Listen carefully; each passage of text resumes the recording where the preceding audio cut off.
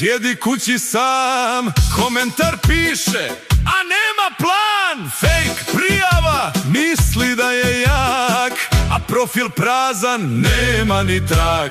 Oj, oj, oj, klikaj još slobodno, mi rastemo gore, ide prirodno.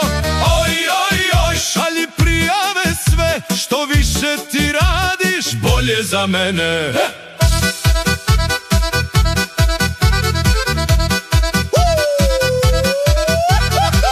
Gleda video, kaže nije to, al opet klikne, 5. put bro. Prijavi sadržaj, pa ga opet pusti, taj isti hejter, najvjerniji gledatelji.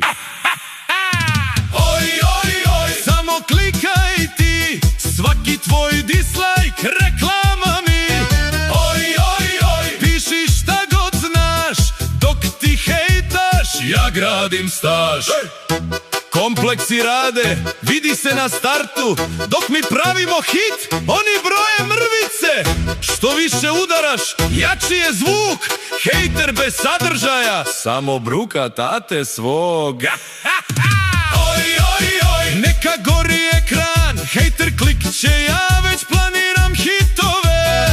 Oj, oj, oj, publika zna sve, bez takvih kao ti ne bi bilo ovoliko pregleda, brate.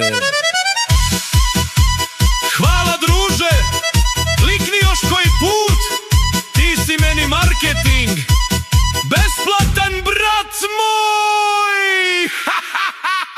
bošnjostudiograd.com, satira, hejtere, lomi brate.